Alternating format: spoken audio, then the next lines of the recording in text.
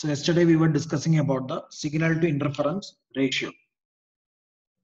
So we have S by I is equal to signal from intended base station when at the edge of the cell, that is R distance away, divided by signals from other base stations, that is D distance away.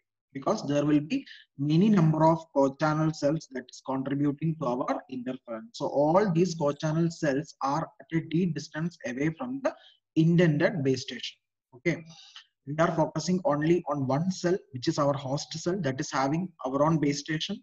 And at a d distance away, there will be many number of interfering co-channel cells, and we need to consider all these interference together. So that is why I have summed up sigma I is equal to 1 to I0. So how many number of interference sources will be there? There will be totally I0 number of interference co-channel cells, that is away d distance away from the intended base station. Okay, and R is nothing but the radius of the cell. That is, assume that my mobile is at the edge of the hexagonal cell. Okay, I am roaming around the edge of the hexagonal cell such that the distance from my mobile to the intended base station is nothing but the radius of the cell. That is why I have taken R raised to minus n. R is the distance between the mobile and the base station. Where is my mobile now? My mobile is now at the edge of the hexagonal cell, which is a worst case. In that particular situation, we will have more interference. Okay, so that is why I have assumed that the mobile is now at the edge of the hexagonal cell, divided by, this is nothing but the sum of the distances together. D is nothing but the distance between the center of the intended base station and other co-channel cells. How many number of co-channel cells are there? There are I0 number of co-channel cells. That is why I have added I is equal to 1 to I0 together. Okay. Now assume that all the distances are same. All the co-channel cells are equidistant from the intended base station. Okay. In that case, this will be nothing but D plus, what it will be? D plus, D plus, D plus, etc. Isn't it? Suppose there are 6 co-channel cells. For a 7-cell pattern or for a 7-cell cellular system, assume that there are 6 co-channel cells, 6 cc. Okay, 6 co-channel cells. So there will be 6 number of interfering co-channel cells to our base station. So this summation can now be rewritten as sigma I is equal to 1 to 6 di to the power minus n. So we need to add di 6 times, isn't it? So that will be nothing but D1, D plus D plus D up to 6 times D. So you will have 6 here. Now the power minus n and minus n is common to numerator and denominator. So we can write this as R by D the whole raised to minus n. When R by D whole raised to minus n is reversed, it will become D by R the whole to the power n divided by 6. How does this 6 came? Because you are adding D di raised to minus n 6 times, and this di is identically equal. Okay, because all the co-channel cells are equidistant from each other. So in that case, we can say that this di is same. So when the same factors we are adding 6 times means the answer will be 6 times of d to the power minus n. So that 6 came here, and we have taken the d along with r, so that it will come as d by r the whole raised to n in the numerator. And as I told you yesterday, d by r is nothing but your reuse factor. It can be called as, or it can be represented as root of 3n, where n is the cluster size. So to maintain maximum signal to interference ratio, or to maintain the quality of the entire system, we need to maintain a large value of d. That is, the co-channel cells should be far apart from each other, so that the signal's quality will be huge and interference will be minimum. That is what is the inference from this particular equation.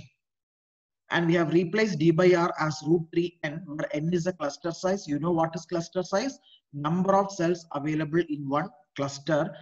This can be represented as the quality of the entire system. So we will now represent it as Q. And n is nothing but the path loss exponent.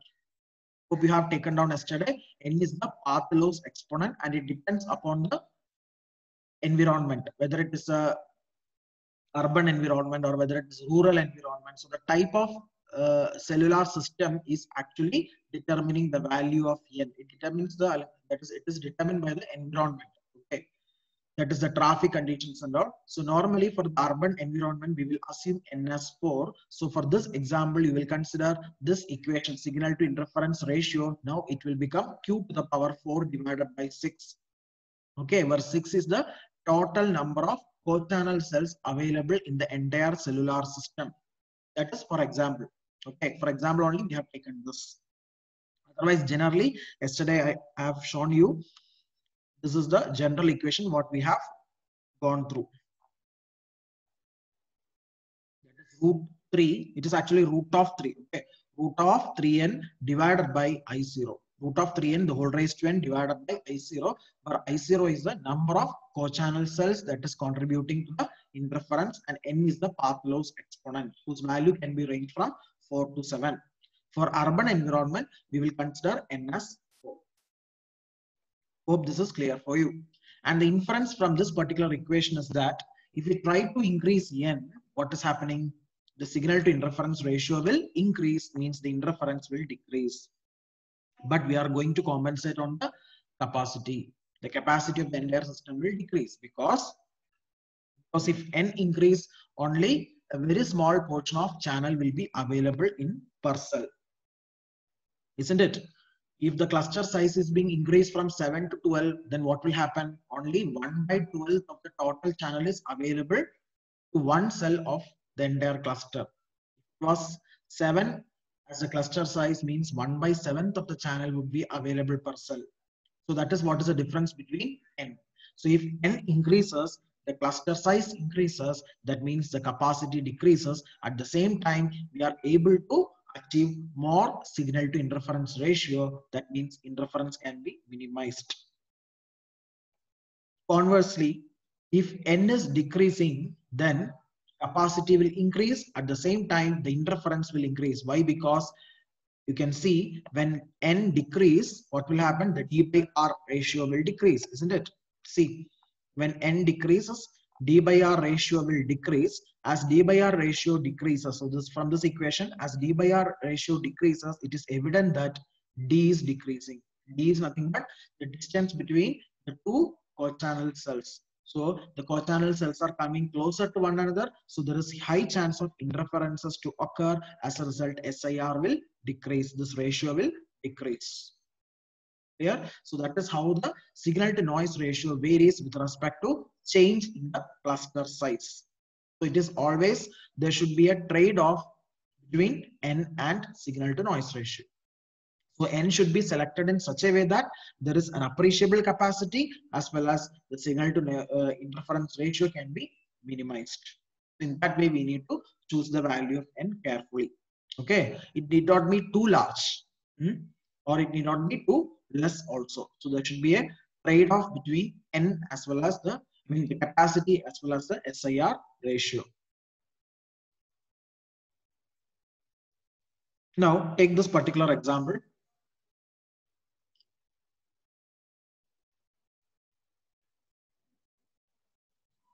So in this particular figure, you have a hexagonal cell that is labeled as capital A. Hope the screen is visible for you.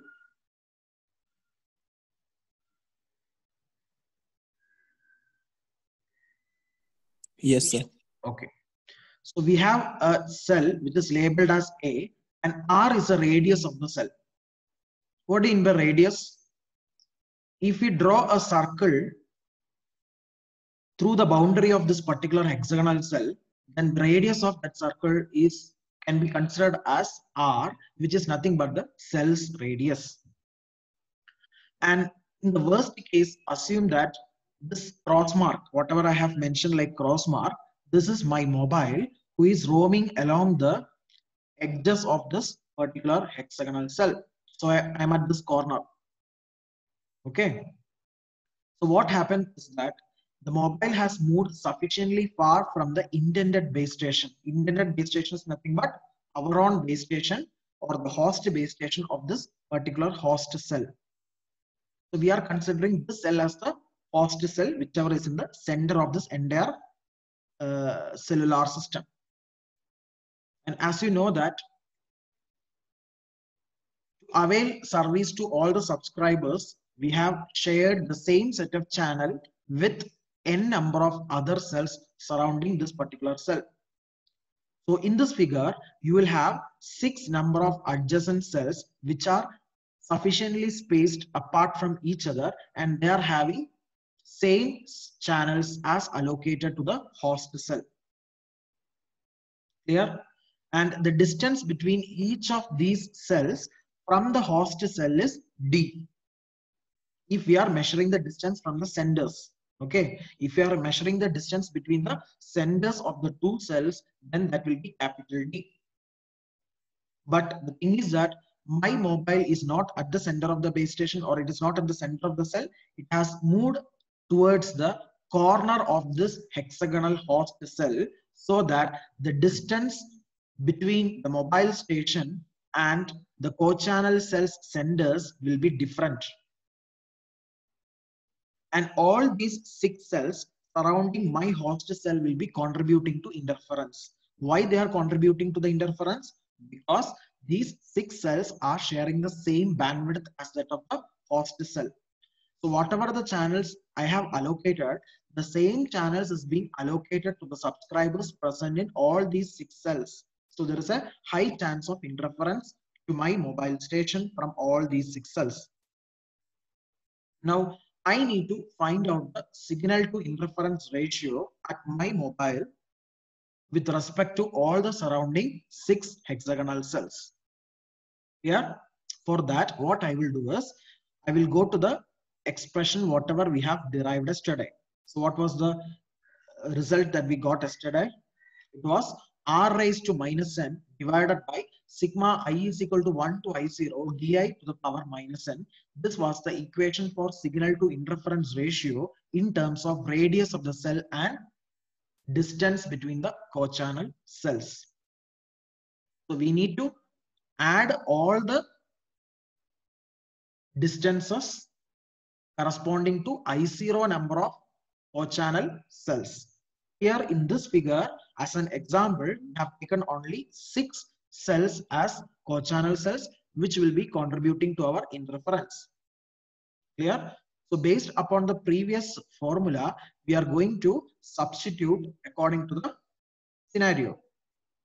Here you can see the distance between this particular cell. I will annotate and show you the distance between this particular co-channel cell and my mobile station. Where is my mobile station? My mobile station is at the corner of the host cell. This is the host cell. Okay, this is my host cell, and at the center we are having a base station, but unfortunately I have moved to the corner or the edge of this particular cell. So the distance between this co-channel cell and this mobile station is capital D. Clear? And this will be D plus R. Again, these and all, it is approximate calculations. Okay, these are all, it is D plus R. But when you come towards this side, it will be D minus R, because this is very close to the corner. So that is, I have considered that this is D minus R. Again, this can be approximately, it is equal to D. So these two cells, since this is approximately the same distance towards the edge of this particular cell, we can consider this as D, and this we can consider as D plus R, and these two cells will have a distance of D minus R from my mobile station. So I have measured the distances based upon the location of the cell, or based upon the location of my mobile at my host cell. I have calculated the distances of the adjacent channel cells.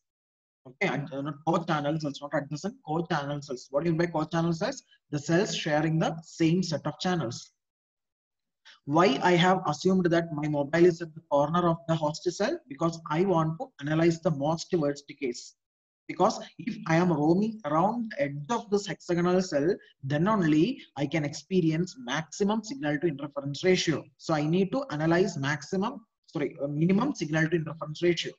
Not maximum, very sorry, it is minimum. Minimum signal to interference ratio means maximum interference. Okay, that is a worst case. Minimum SIR means maximum interference. So I will get maximum interference only at the edge of the corner. So that we are going to analyze what is the maximum possible interference that my mobile will suffer from.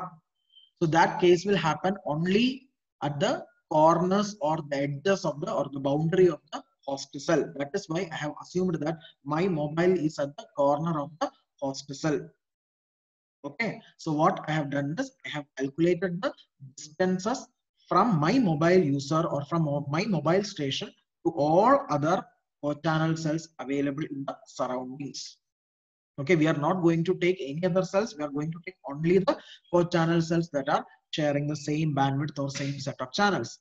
Now, based upon this diagram, we will substitute in our general formula and we will try to find out the signal to interference ratio. Now, can you tell what is the cluster size of this particular cellular system? Here we can say that the cluster size is n, that is nothing but 7, because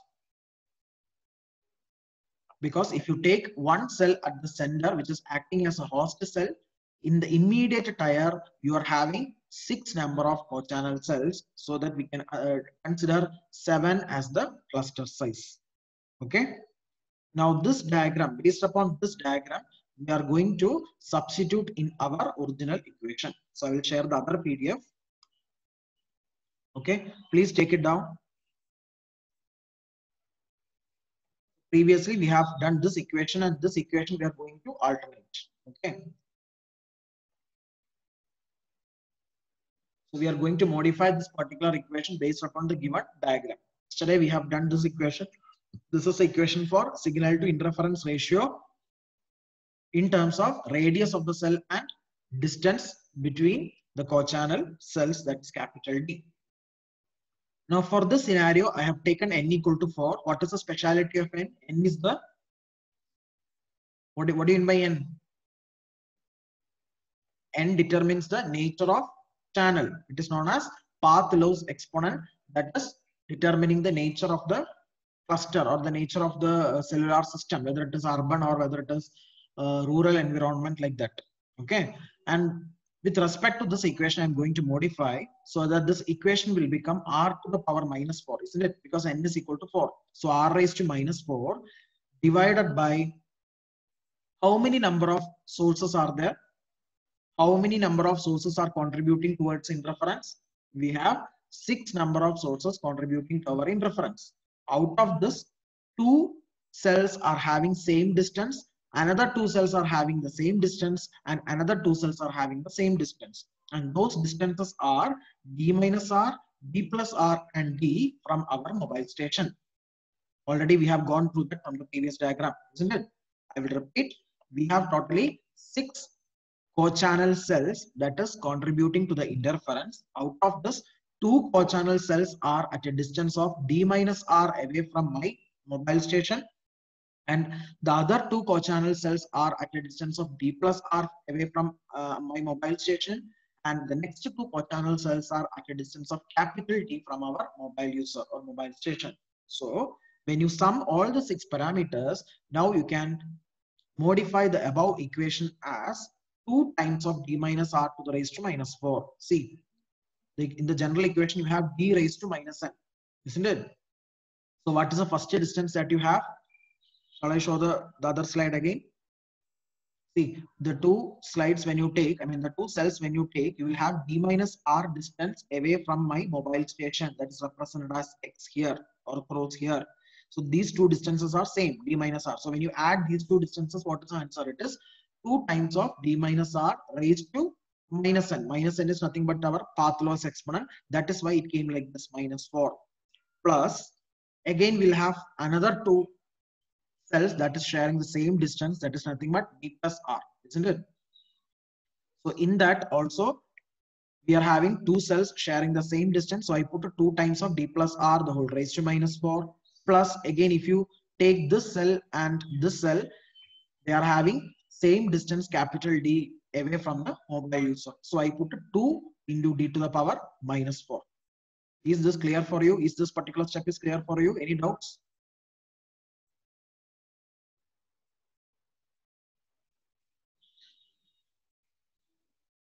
No, sir. Okay.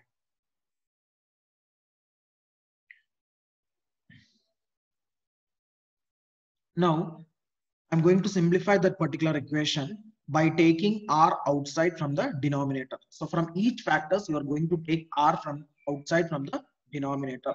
So from the first term, if you take r outside, what you will get is 2 into, so inside the bracket itself, you are taking r outside. So 2 into d by r into 1 minus, sorry, 2 into r is outside, isn't it? So 2r into d by r minus 1 the whole to the power minus 4. Okay, so I have taken r outside within the bracket itself. So that is 2 is in the outside. Again, if you take r outside, inside the term, you will get d by r minus 1 to the raised to minus 4. Plus again, in the second term also, you are taking r outside. So it will be 2 into r into d by r plus 1 the whole raised to minus 4. Again, you are taking r outside. So that will be like this. Okay. So this you put as such. Later we will see. Okay. Third term you put as such. From the first two terms, you take r outside. Now this will be like this. Now I need to cancel this r to the power minus 4 from the numerator and denominator. See, this r is applicable to minus 4, and again this d by r minus 1 is also applicable to minus 4. So I have segregated this terms like this. So r minus 4 into d by r minus 1 the whole raised to minus 4. D by r is nothing but the quality. So I will put as q. This is nothing but the reuse factor, whatever we have learned yesterday. So this will now become 2r raised to minus 4, q minus 1 the whole to the power minus 4. Similarly, the second term also, you will separate the two factors. It will go like this: 2 into r raised to minus 4 d by r plus 1 the whole raised to minus 4 plus 2 d to the power minus 4. Now you need to cancel r raised to minus 4 from numerator and denominator. For that, we need to take r to the power minus 4 common from the denominator, and then you can cancel. The only term that is not having r raised to minus 4 is third term. So when you take r raised to minus 4 outside from the entire denominator, we need to put a r raised to minus 4 in the denominator of the third term. Try to simplify. So after taking r raised to minus 4 outside from the denominator, the third term will go like this, that is d by r whole raised to minus 4. Again, the d by r is nothing but your q, that is frequency reuse factor. So that r raised to minus 4 is being cancelled from numerator and denominator, and this is the signal to interference ratio for the given example of n equal to 7. Now I will put the value of q. You know that q is equal to root of 3n. It is root of 3n. And for n equal to 7, in the previous example, whatever I have shown you, in this example, you will have 7 number of cells in one cluster. So that can be considered as n value. And you will be substituting the value over here. So that is root 21, that is 4.58. So 4.58 is the reuse factor. That is nothing but your d by r ratio or value of q. And you will substitute this value over here and try to find out the s by I value.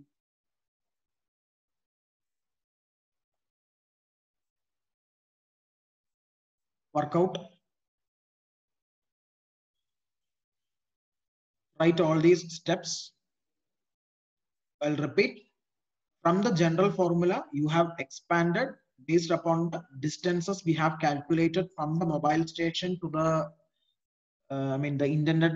the 6 co-channel cells. And why we have multiplied with the 2 for all these terms is because we have 2 sets of channels having the same distance from the mobile user. That is why I have put 2, 2, 2 in all the 3 terms. And the 2 cells are sharing d minus r distance, and another 2 cells are having a distance of d plus r from my mobile user, and another 2 cells are having a distance of d from the mobile user. And we have taken n equal to 4, that is the path loss exponent that's applicable for the urban environment case. This is the worst case of SIR. That is a minimum SIR that is to be ensured. Why SIR is minimum in this case? Because our mobile is in the corner of the intended cell. Clear? That is why SIR is minimum. You know, if the corner is away from, I mean, if the mobile is away from the base station, the power received will be very less, interference will be more, so SIR will be minimum. So that worst case analysis we are doing. Okay, so to take this worst case analysis into account, we are having the three distances like this: D minus R, D plus R, and D, which I have shown in the previous diagram. After this, what I have done is I have taken R outside from each term, and then I put it in the format of Q. Okay, and I have taken R raised to minus 4 outside and cancelled. So everything now it is in the terms of Q. Now, for this particular special case, you know that Q is nothing but root of 3n, where n is a cluster size, that is nothing but 7. Substituting, you will get 4.58 as your reuse factor. Now, you are going to substitute this value in this term and calculate S by I ratio. So it will come like 49.56. This is a dimensionless quantity. So you need to convert this into dB. So you need to have a 10 log of 49.56. So that answer will be 16.95 dB. Try this. I repeat, whatever you have find out, that is S by I ratio, that is 49.56, which is a dimensionless quantity because numerator and denominator is same, which will be cancelled and that will be dimensionless. But for our practice or for our analysis, we need to convert into a unit. So that unit is nothing but as dB. So to convert any dimensionless quantity into decibels, always the power level, signal level, and all, it will be measured in terms of dB. So for that, we are going to apply 10 log. So 10 log of 49.56 is 16.95 dB. So this is the minimum interference that we can have. Minimum SIR, not interference, minimum SIR and maximum interference. Okay, minimum SIR means minimum signal to interference ratio, which means there is maximum possibility of interference at the edges of the or at the corners of the hexagonal cell.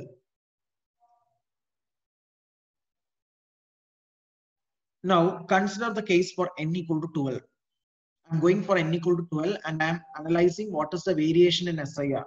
Can anybody tell if n increases means what will happen? As I told you previously, if n increases, what will happen?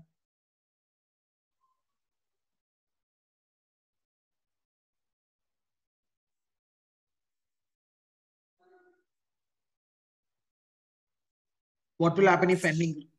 Tell me. So the SIR value will increase, sir? Yes, SIR value will increase, correct. But we need to compensate in terms of capacity. Okay, so if the application is such that the quality of the signal is more than the capacity, then of course we are going to increase the cluster size. But when we go for n equal to 12, you should be aware of the fact that the cluster size has increased to 12, which means per cell it will allocate only 1/12 of the total channel.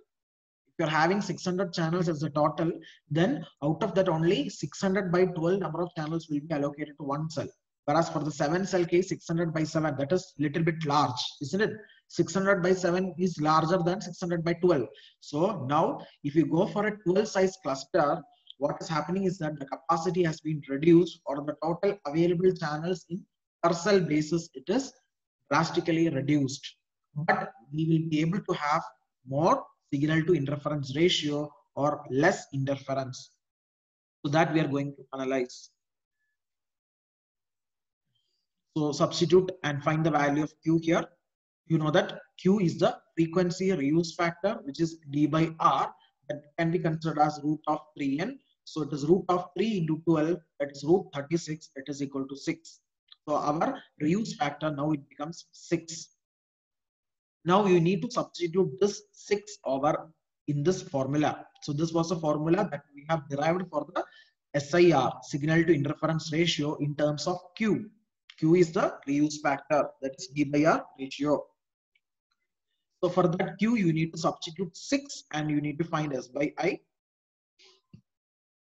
After substituting, you will get S by I as 179.33, which is again a dimensionless quantity.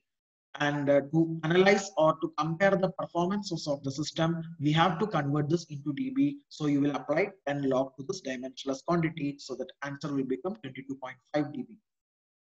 Now compare the two results what you have got. For n equal to 6, the SIR ratio was, what was the answer? For n equal to 7, yes, the SIR ratio was 16.95 dB. But for n equal to 12, the SIR ratio has increased to 22.5 dB. So this is one important conclusion or inference. The inference is that when we are trying to increase the cluster size, we will be able to get more quality or more SIR. More SIR means better quality, or interference will be reduced. So even though we are roaming around the boundary of the cell, we can't say that we need to be confined only at the center of the cell or very much close to the base station. Otherwise, there is no point of, in that case, there is no point of mobile users, isn't it? So mobile users will have a permission to roam around the globe. Okay, and we need the service as well. So if we are roaming or if we are moving around the boundary of a geographical cell, then also we are able to get the appreciable signal to interference ratio because the cluster size has increased. But the point to be noted is that whenever I am trying to increase the cluster size, the capacity will reduce. Capacity reduce means need not necessary that all subscribers which are trying to connect the call will get the service, because all the available channels will may be busy in an urban environment or depending upon the peak busy hour. That is another issue.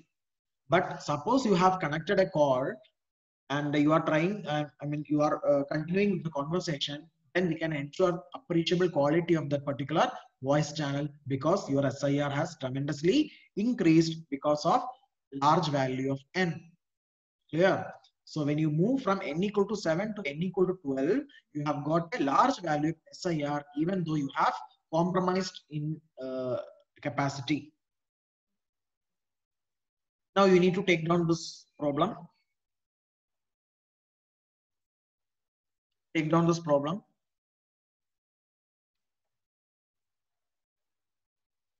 For a given path loss exponent, n equal to 4, n equal to 3. So there are two cases, n equal to 4 and n equal to 3. You know what is path loss exponent? It is a factor that is determining the environmental conditions of the cellular system, whether it is rural or whether it is urban. So you are having two distinct channels or two distinct environment, n equal to 4 and n equal to 3. Find the frequency reuse factor and the cluster size. Find the frequency reuse factor and the cluster size. What is frequency reuse factor? What is the notation of frequency reuse factor? What is the notation of frequency reuse factor?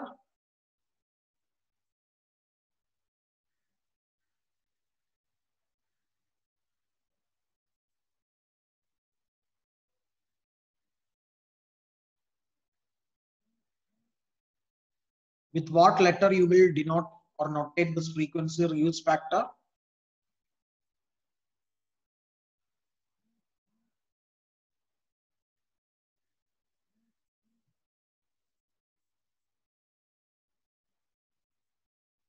No idea. Frequency reuse factor is capital Q, that is D by R ratio Q. So find the frequency reuse factor capital Q and the cluster size. What is cluster size? How will you notate cluster size?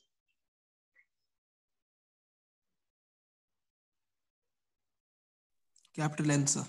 Yes, cluster size is capital N. That would be used for maximum capacity.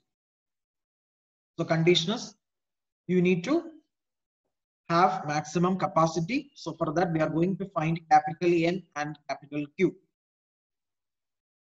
The given constraint is the signal to noise ratio of 15 dB is minimum. So the given condition is at least you need to have a minimum 15 dB SIR. It is not signal to noise ratio. I have made a mistake here. It is signal to interference ratio. Please correct it. It is signal to interference ratio. The signal to interference ratio which is to be maintained is 15 dB. That is minimum value. That is one condition to be satisfied. For that particular condition to be satisfied, what should be the value of frequency reuse factor and cluster size? And it is given that there are 6 co-channel cells. 6 co-channel cells means you know that the cluster size is 7. 6 co-channel cells means the cluster size is 7, because I need to consider my host cell also. So 6 plus 1 is 7. So there are 6 co-channel cells. In the first tier, all of them are at same distance from the mobile. So I have a mobile, and that mobile is maybe at the center of my host cell. That is why they are having the same distance, capital D, away from all the other 6 co-channel cells. If I have moved to the corner of the hexagonal cell, then they can't tell that all the distances from all the 6 co-channel cells will be same. But here it is clearly mentioned that the distance from the mobile user belonging to a host cell to all the 6 co-channel cells are going to be same. That means approximately my location is at the center of the host cell. That is why I am getting same distance from all the 6 co-channel cells.